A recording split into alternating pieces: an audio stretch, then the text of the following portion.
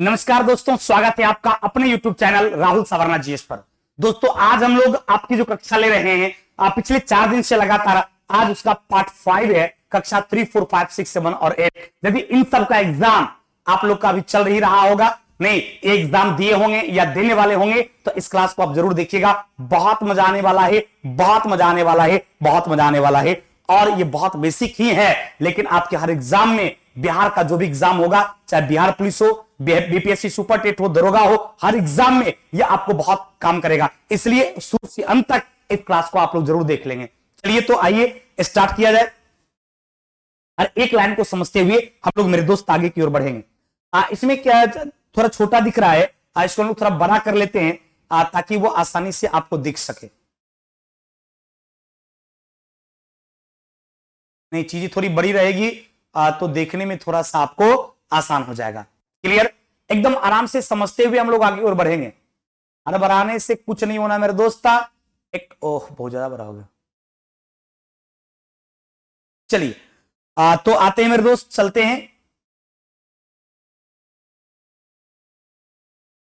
चलिए आगे सभी लोग जुड़ गए, जल्दी से आप लोग जुड़िए और तेजी से इस वीडियोस को लाइक कीजिए, कमेंट कीजिए, शेयर कीजिए ताकि मैं आपके दोस्तों तक पहुंच सकूं। तो आइए मेरे दोस्त, कहता है कि किस चीज को गर्म करते हैं तो उसका तापमान बढ़ जाता है, और जब तापमान किसी निश्चित मान पर पहुंच जाता है तो वह क्या होता है, जलने लगता है। यानी आपको ये कहता है कि किसी वस्तु को जलने के लिए क्या करना होता है, तो सबसे पहले उसको गर्म किया जाता है। कोई भी चीज जलाना होगा, देखिएगा जब तक वो पूरा गर्म नहीं हो जाएगा, जिस पर कि वो जलना शुरू हो जाए, तब तक वो क्या होता है, जलना स्टार्ट नहीं होता है। अर्थात किसी चीज को जब गर्म करते हैं तो उसका टेम्परेचर पहले क्या होता है, बढ़ता है। जब कोई भी चीज नॉर्मली गर्म करेंगे तो उसका टेम्परेचर क्या होगा कि जब किसी वस्तु को आप गर्म करते हैं तो पहले उसका टेम्परेचर बढ़ जाता है, और फिर जब उसका टेम्परेचर बढ़ जाता है तो फिर वो गर्म हो जाता है, और फिर उसके बाद वो क्या होता है, जलना शुरू कर देता है। अगला है कि माचिस की तीली अपने आप में नहीं जलती है। यदि माचिस की तीली की बात किया जाए तो क्या माचिस की तीली सिर्फ रखी रहती, जलती है? नहीं जलती है, उसमें फ्रिक्शन लाते हैं, और जब फ्रिक्शन लाते हैं तब वो हीट होता है, और जब हीट होता है तब वो जलना शुरू कर देता है। जैसे कभी अनुभव कीजिएगा, माचिस की तीली को पानी में डुबा कर निकाल लीजिएगा, कितना भी रगड़िए, कितना भी रगड़िए, कितना भी रगड़िए, लेकिन देखिएगा कि उससे चिंगारियां नहीं निकलती है, अर्थात वह नहीं जलती है। क्यों पता है? क्योंकि उसमें उष्मा उत्पन्न नहीं हो पा रही है, उसका टेम्परेचर नहीं बढ़ पा रहा है। लेकिन जब वो सूखा रहता है, जैसे फक मारते हैं सट जल जाता है, मतलब फ्रिक्शन जैसे आता है वैसे वो टेम्परेचर उसका बढ़ जाता है, और जैसे बढ़ता वैसे क्या हो जाती है, वो आपको जल जाती है। जितनी आसानी से कागज जलती है उतनी ही आसानी से कोई काठ का टुकड़ा जो है वो नहीं जल पाती। क्यों पता है? कागज इसलिए आसानी से जल जाती है क्योंकि कागज को जब आप जलाते हैं तो वह काफी कम ही टेम्परेचर पर वो पूरा तप्त हो जाती है, गर्म हो जाती है। लेकिन कोई काठ जब जलाते हैं तो उसमें उसको गर्म करने के लिए, उसकी तापमान को बढ़ाने के लिए ज्यादा उष्मा की आवश्यकता होती है, ज्यादा टाइम पीरियड की आवश्यकता होती है। इसलिए काठ को जलाने में अधिक समय लगता है, जबकि कागज को जलाने में काफी कम समय लगता है। अगला कहता है कि वह न्यूनतम तापमान जिस पर पहुंचने के बाद कोई पदार्थ जलना शुरू कर देता है, उस पदार्थ को क्या माना जानते हैं, उसका ज्वलन ताप माना जाता है। कहता जिस टेम्परेचर पर कोई पदार्थ जलना शुरू कर देता है या जलने लगता है, उस टेम्परेचर को क्या कहा जाता है, उसको ज्वलन ताप के नाम से जाना जाता है। कौन सा ताप कहा जाता है?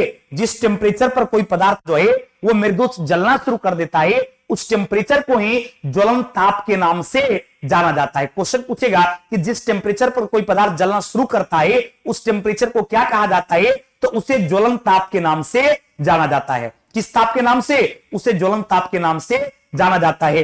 और अगला है कि जब तक किसी पदार्थ का ताप ज्वलन ताप से कम रहेगा वह नहीं जलेगा। यदि किसी पदार्थ का टेम्परेचर उसके ज्वलन तापमान से कम रहेगा तो वो नहीं जलेगा, यदि उसके ज्वलन तापमान से ज्यादा रहेगा तब वो जल जाएगा। यदि ज्वलन तापमान से कम रहेगा तो नहीं जलेगा, यदि ज्वलन तापमान से ज्यादा रहेगा तब वो आसानी से जल जाएगा।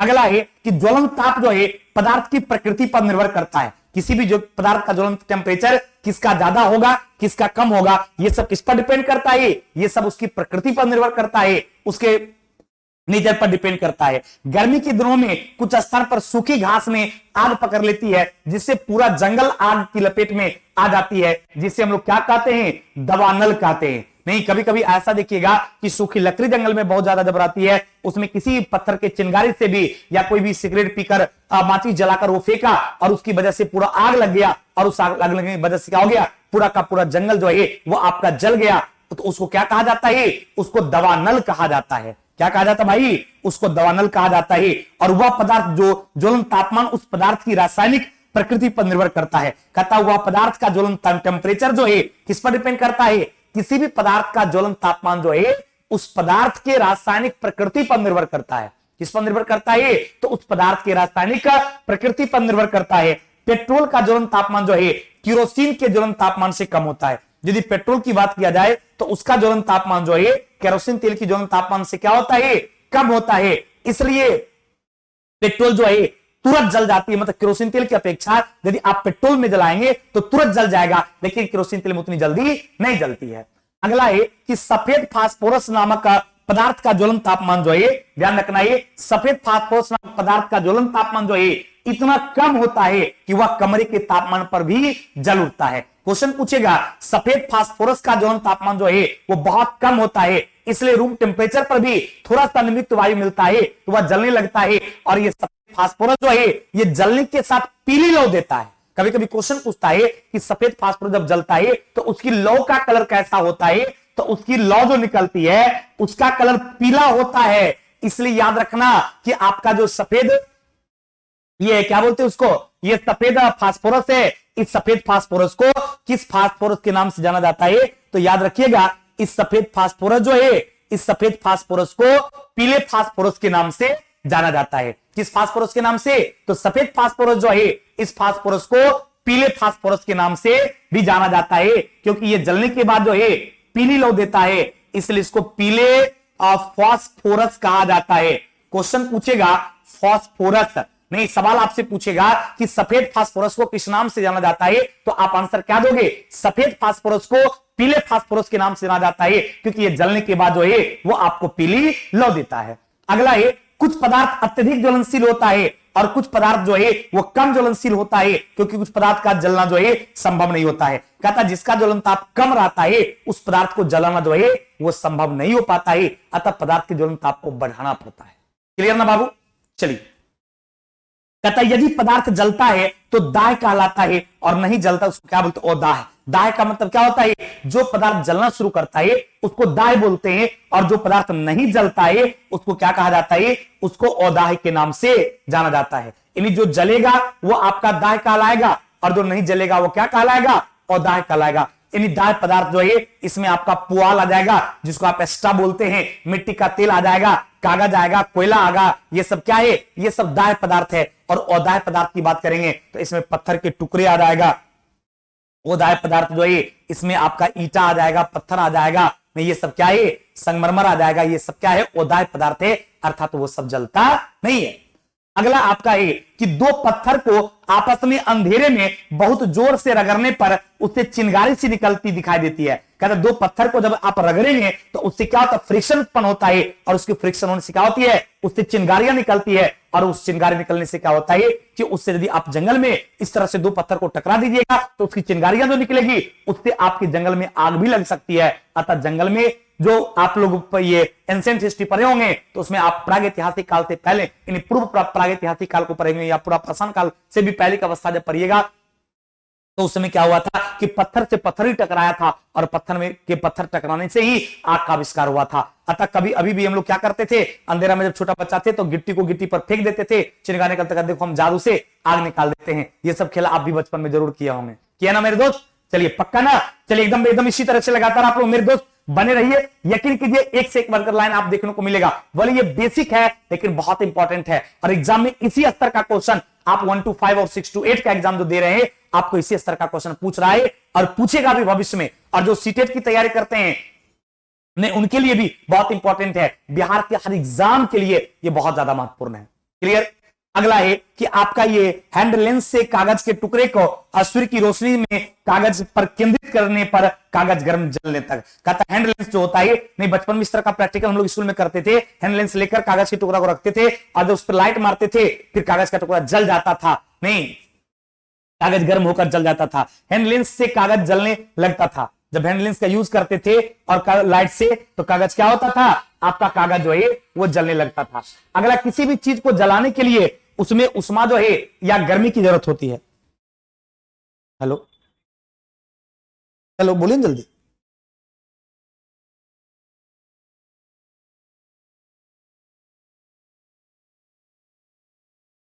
क्लियर? किसी भी चीज को जलाने के लिए जो है उसमें या गर्मी की जरूरत होती है। क्वेश्चन पूछेगा किसी भी चीज को जलाना होगा तो किसकी आवश्यकता होगी? किसी भी चीज को जलाने के लिए उसमें या गर्मी की आवश्यकता होगी।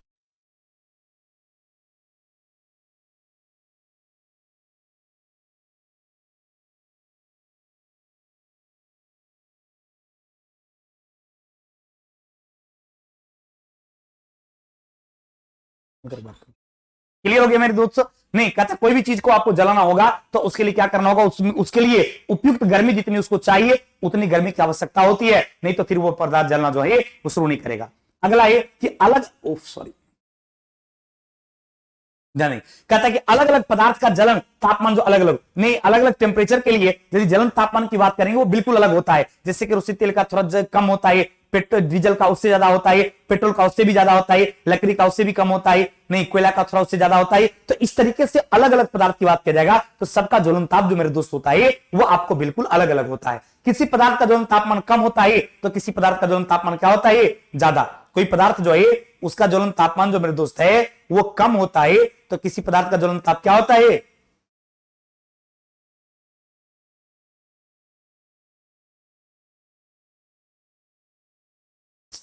इसी का है।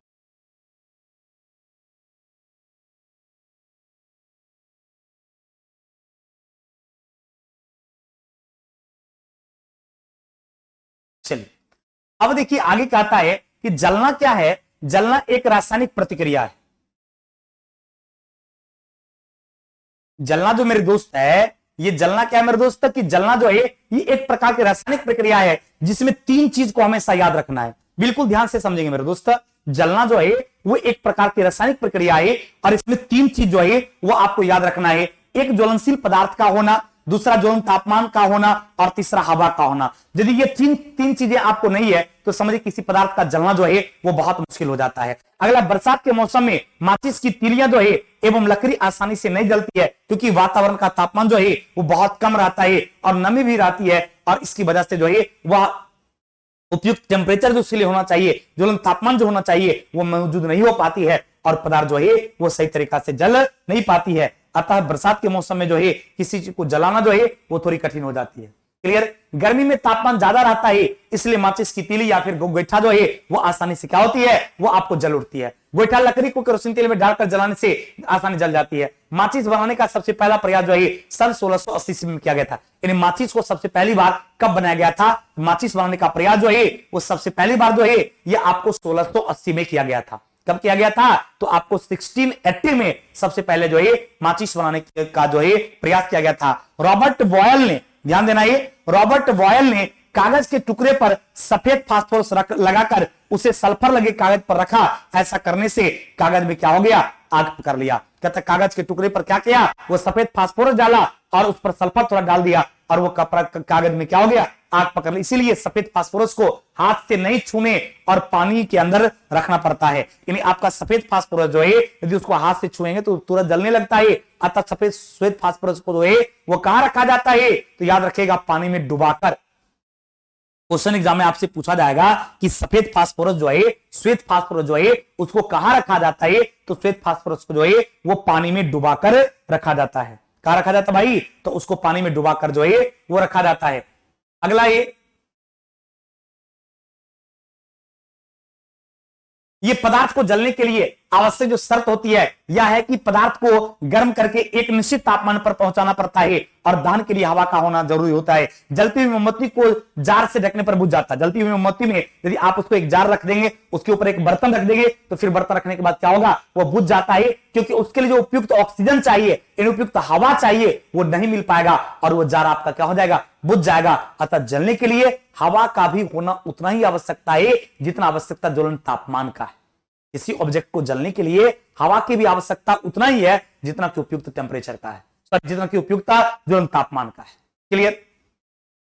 अगला है कि दहन के लिए हवा का होना आवश्यक है। जलती हुई मोमबत्ती को जार में ढकने से बुझ जाती है। क्लियर हो गया। मोमबत्ती के जलने में हवा के पास ऑक्सीजन गैस की जरूरत होती है। ऑक्सीजन गैस का प्रयोग जो है जोसेफ फिंस्टल ने किया था। गैस को पूछेगा कि ऑक्सीजन गैस जो है इसका प्रयोग, इसका खोज किसने किया था, आपका जोसेफ पिस्टले। क्वेश्चन पूछता है कि ऑक्सीजन का खोज किसने किया, तो आप आंसर क्या दोगे, ऑक्सीजन का खोज जो है वो जोसेफ पिस्टले के द्वारा किया गया। कागज की कटोरी का मोमबत्ती के लौ में के पास ले जाने पर कटोरी क्या होता है, यदि कागज की कटोरी को मोमबत्ती के लौ के पास ले जाएंगे, कटोरी में आग पकड़ लेता है, अर्थात कटोरी जो है वो जलने लगता है। अगला है कागज की कटोरी में जल रखकर मोमबत्ती के पास ले जाने पर कटोरी जो है वो नहीं जलती। कागज की कटोरी के में जल रखकर यदि आप उसको मोमबत्ती के पास ले जाते हैं तो वो नहीं जलती है, लेकिन यदि आप जल उसमें नहीं रखते हैं तब वो आसानी से जल जाती है।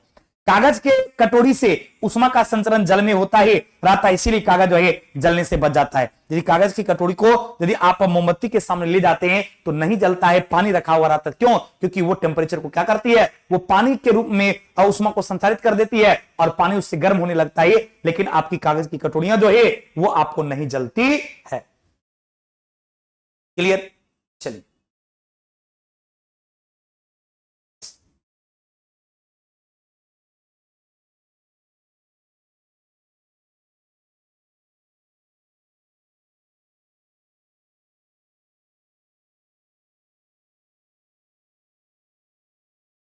चलिए अगला है कि माचिस का जो रूप आज है इसके बनने की शुरुआत जो है वो कब हुआ था, 1845 में। ये सब आपके बुक का है, ये सब जितना भी लाइन लिखा हुआ है ये टोटल आप लोग के बिहार स्टेट गवर्नमेंट की किताबें जो है उस किताब का लाइन है, इसलिए आपको इसकी रिवीजन जो है अच्छी तरीका से करना होगा ताकि आपके एग्जाम का हर सवाल आपसे बन जाए।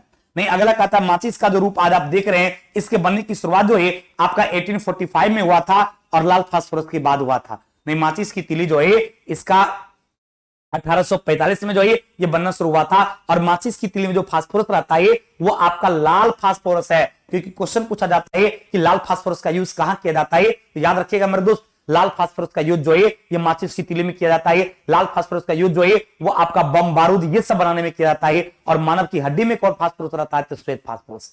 यदि मनुष्य की हड्डी की बात किया जाएगा कि मनुष्य का जो हड्डी है ये मनुष्य के हड्डी में कौन फास्फोरस रहता है, तो मनुष्य का हड्डी जो है हड्डी में आपका श्वेत फास्फोरस रहता है। क्वेश्चन पूछेगा कि मनुष्य की हड्डी में कौन फास्फोरस रहता है, तो आप आंसर क्या दोगे, मनुष्य की हड्डी में जो है वो आपको श्वेत फास्फोरस रहता है। कौन फास्फोरस भाई, तो आपका श्वेत फास्फोरस रहता है। कहता है इसी तरह मोमबत्ती में पिघली हुई मोम ऊपर की ओर चढ़ती है जिससे पिघली हुई मोम जलती है। कहता वास्तव में मोमबत्ती में मोम का वाष्प जलती है। यदि वास्तव में देखा जाए मोमबत्ती का क्या जलती है, तो मोम का जो वाष्प है वही आपको जलती है। मोमबत्ती को जलाने पर गर्मी पैदा होती है जिससे तापमान बढ़ता है, जिससे ठोस मोम द्रव और फिर द्रव मोम वाष्प बदलता है और अंत में यह वाष्प क्या होता है, आपको ऑक्सीजन के लिए क्रिया करता है। अगला, मोमबत्ती के लौ में काला भाग मोम के जलने से बना कार्बन डाइऑक्साइड है। मोमबत्ती जब जलता है तो उसका जो ब्लैक वाला पार्ट है वो उसी की लौ से जो पदार्थ निकलता है, कार्बन डाइऑक्साइड निकलता है, वही कार्बन डाइऑक्साइड है। क्लियर बाबू, कोई दिक्कत। चलिए अगला है ये काला भाग जो मोम क्लियर हो गया। लाल फास्फोरस करने पर ही जलता है, यानी यदि रेड फास्फोरस की बात करेंगे तो बिना फ्रिक्शन का नहीं जलता है। इसलिए बोले थे यदि माचिस की तीली की बात किया जाए, पटाखे की बात की जाए, बम बारूद की बात की जाए, इस सब में आपको लाल फास्फोरस यूज किया जाता है, क्योंकि माचिस बिना फ्रिक्शन का कभी जलते आपने नहीं देखा होगा, उसके लिए फ्रिक्शन की आवश्यकता होती है।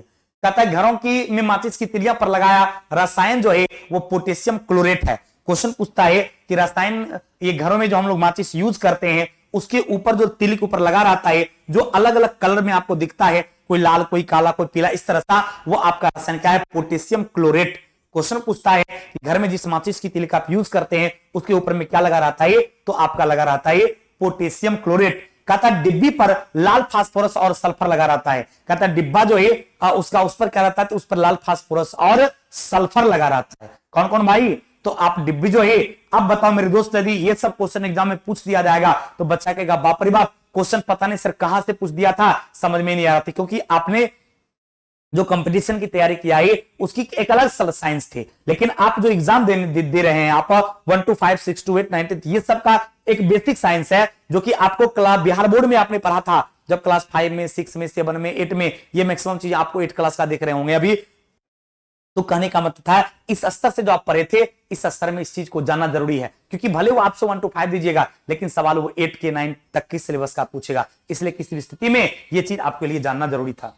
अगला, माचिस की तिलियां जो है डीप परागण पर आसानी से जल जाती है और अपने आप नहीं जलती है, इसीलिए खतरनाक भी नहीं है। कहता माचिस की तिली जो है वो उसकी डिब्बी पर जब उसको ये क्या करते हैं, फ्रिक्शन लाते हैं, तभी वो जलती है, वो अपने आप घर्षण करने से नहीं जलती है। लाल फास्फोरस का इस्तेमाल पहली बार जो है सेफ्टी माचिस कार्ल ये लुंडस्टॉन के द्वारा 1885 में स्वीडन में किया गया था। कहां पर बनाया था, तो ये स्वीडन में जो है आपको कार्ल ये लुंडस्टॉन जो है इसी के द्वारा 1855 में जो है आपको लाल फास्फोरस का माचिस की तिली के रूप में जो है पहली बार एंटीसेप्टिक के रूप में यूज किया गया था। क्लियर ना। अगला है कि माइकल फैराडे एक महान वैज्ञानिक थे जिन्होंने विद्युत के क्षेत्र में जो है काफी काम किया है। किसने, माइकल फैराडे के द्वारा जो है आपको काफी काम किया गया। 1860 में इन्होंने लोगों को मोमबत्ती का इतिहास बताया। मोम एक ईंधन है, यानी ऊर्जा का एक स्वरूप। मोम क्या है, वो एक प्रकार का ईंधन है, यानी वो जो है वो ऊर्जा का क्या है, एक स्वरूप है। या एक हाइड्रोकार्बन है जो हाइड्रोजन और कार्बन से मिलकर बना हुआ। आपका मोम जो है वो एक प्रकार का हाइड्रोकार्बन है जो कार्बन और हाइड्रोजन से मिलकर क्या है मेरे दोस्त, आपको बना हुआ है। एक मधुमक्खी के छत्ते से भी निकाली जाती है। कहता मोम जो है, मधुमक्खी मोम जो है, ये इस मोम को क्या बोल जानते हैं, मधु। मधु के बारे में पूछेगा कि मधु आप कहां से निकालते हैं, तो मधुमक्खी के छत्ते से निकालते हैं। इन मधुमक्खी की छत्ते से जो निकालते हैं वो मधु कहलाता है। मधुमक्खी की छत्ते से जो निकालते हैं वो आपको मधु कहलाता है। इनमें एक बत्ती लगा दी जाती है और चारों मोम से घिरी जाती है, अतः इसका नाम जो है मोमबत्ती हो गया।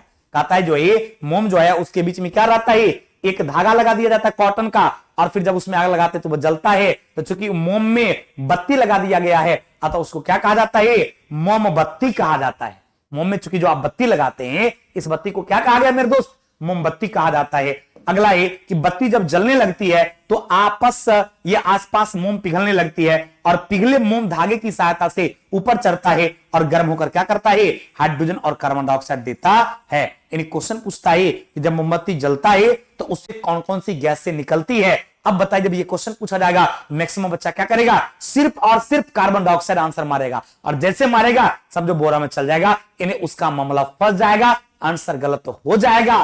क्योंकि जब मोमबत्ती जलती है तो सिर्फ कार्बन ही नहीं बल्कि उससे हाइड्रोजन गैस भी निकलती है। क्वेश्चन पूछा जाएगा जब मोमबत्ती जलती है तो उससे कौन कौन सी गैसें निकलती है। जब मोमबत्ती जलती है तो उससे कार्बन और हाइड्रोजन ये दोनों गैसें निकलती है, कार्बन भी निकलती है और उससे हाइड्रोजन भी निकलती है। अगला है कि हाइड्रोजन सुनाली ज्वाला के साथ जो है ये जलकर जो है जलवाष्प भी बनाने का क्या करती है, काम करती है, और ये क्या करती है, कार्बन डाइऑक्साइड भी। ये काफी मात्रा में ऊर्जा भी देती है। इस तरह मोमबत्ती प्रकाश और ऊष्मा भी देती है। नहीं, बीकर में बर्फ गर्म करने पर जलवाष्प बनता है, इसे चूना पानी में के अंदर बहाया जाता है तो इसका कलर दुधिया हो जाता है, अतः कार्बन डाइऑक्साइड गैस को मधुर दर्शाता है। कहता है जब इसको आप ये जलाते हैं तो उससे जलाने के बाद क्या होता है, ये बर्फ जो है बीकर में बर्फ जब गर्म करते हैं तो पहले वो जब आप बर्फ क्या करते हैं, गर्म करते हैं तो गर्म करने पर जलवाष्प बनता है, और जब उसको चूना पानी में आप डालते हैं तो उसका कलर को क्या करता है, दुधिया कर देता है। इसका मतलब है कार्बन डाइऑक्साइड गैसों की क्या होगी, उसमें मौजूदगी को दर्शाता है, अर्थात उसमें ऑलरेडी कार्बन डाइऑक्साइड गैस है।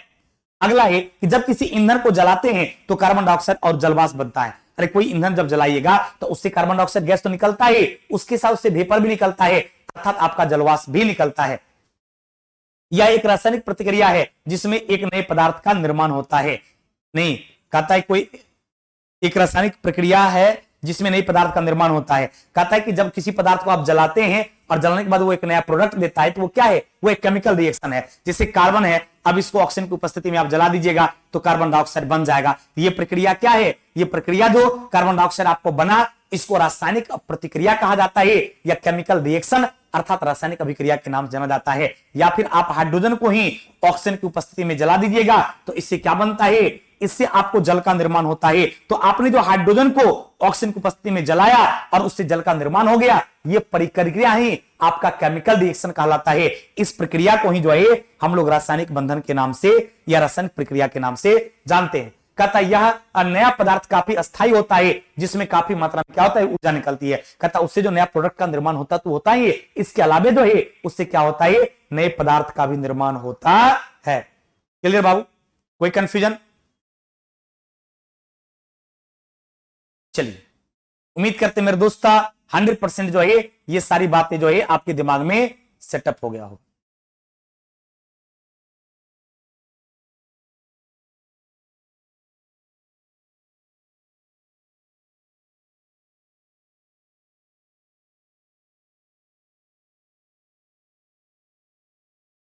चलिए, क्लियर होगी मेरे दोस्त? देखिए अगला कहता है कि जिसका उष्मीय मान अधिक होता है अतः आग गर्म होती है।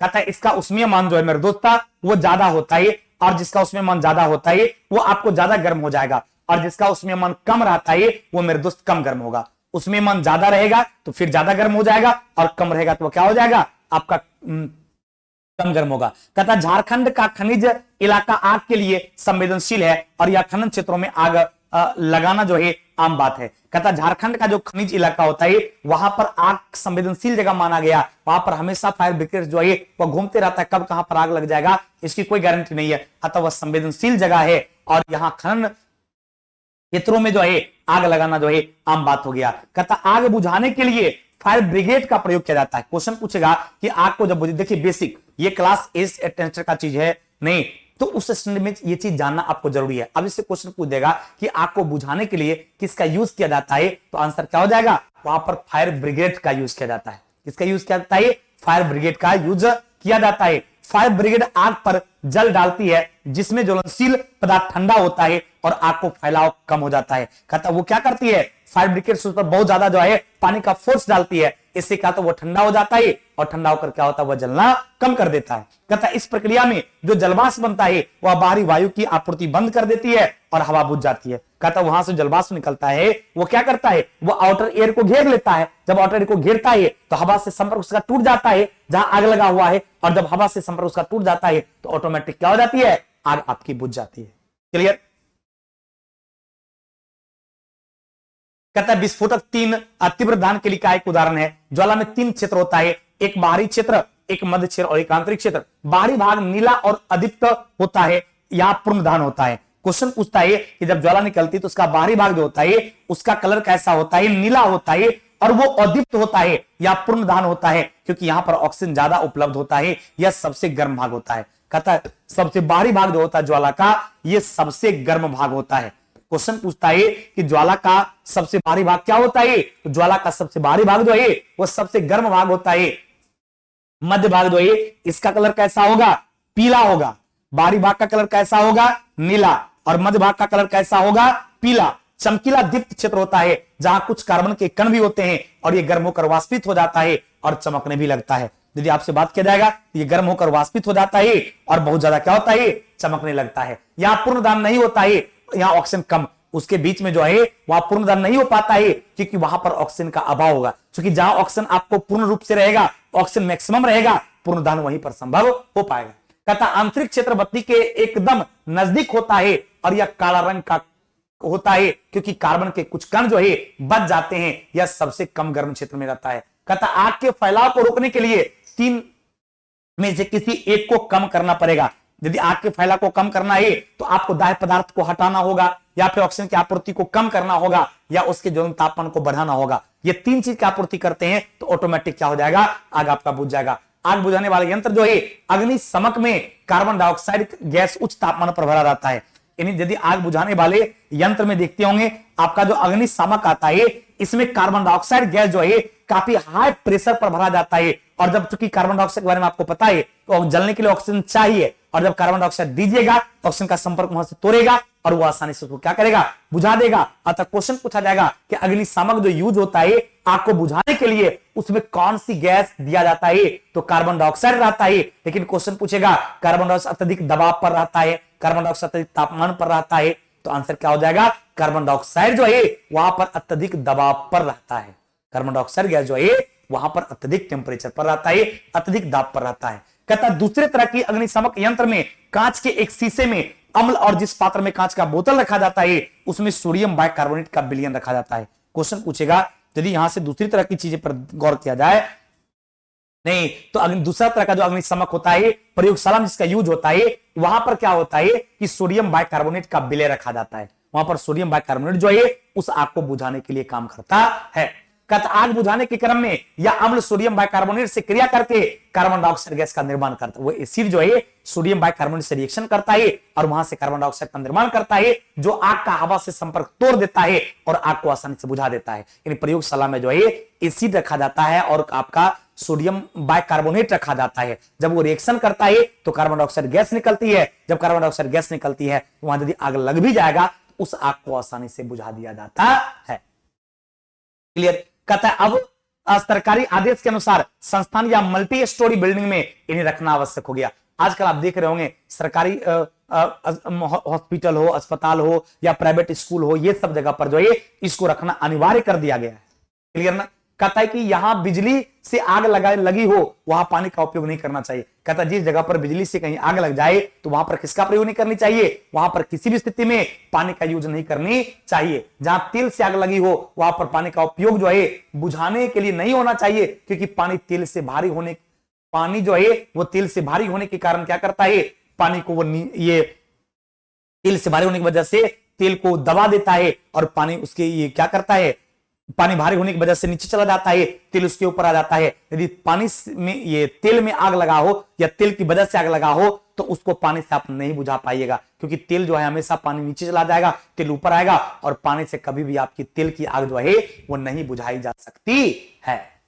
कभी भी आपका जो है तेल का आग जो है वो पानी से कभी भी नहीं बुझाई जा सकती है, ये हमेशा याद रखना। पेट्रोल पंप के नजदीक जो है बाल्टी में बालू रखा जाता है। आप देखेंगे पेट्रोल पंप के नजदीक जो है वो बाल्टीन में क्या रखा जाता है, पेट्रोल पंप के नजदीक जो है बाल्टीन में बालू रखा जाता है। किसको, वहां पर जो पेट्रोल है, डीजल है, उससे जो आग लगेगा उस आग को बुझाने के लिए बालू का यूज किया जाता है। यदि उस आग को पानी से बुझाने का प्रयास कीजिएगा कभी नहीं बुझेगा, क्योंकि पानी का डेंसिटी ज्यादा होता है और तेल का डेंसिटी कम होता है। जिसका डेंसिटी ज्यादा होगा वो नीचे चला जाएगा और कम वाला ऑटोमेटिक ऊपर रहेगा और कभी भी वो आग पानी से नहीं बुझेगी। उस आग को बुझाने के लिए बालू का प्रयोग किया जाता है। पेट्रोल पंप के नजदीक बाल्टी में बालू। क्लियर हो गया। पटना में अग्निशमन का टेलीफोन नंबर जो है 101 या 0612 से या फिर इतना है। पटना में यानी बिहार के एससीईआरटी का बुक है, वहां पर अग्निशमन का मोबाइल नंबर भी दिया गया है, नहीं टेलीफोन नंबर भी। ईंधन जलाने की विभिन्न प्रकार के गैसों जो है वो हवा में क्या करती है, ईंधन जलाने की भी विभिन्न प्रकार की गैसें जो है वो क्या होती है, हवा में आपको जो है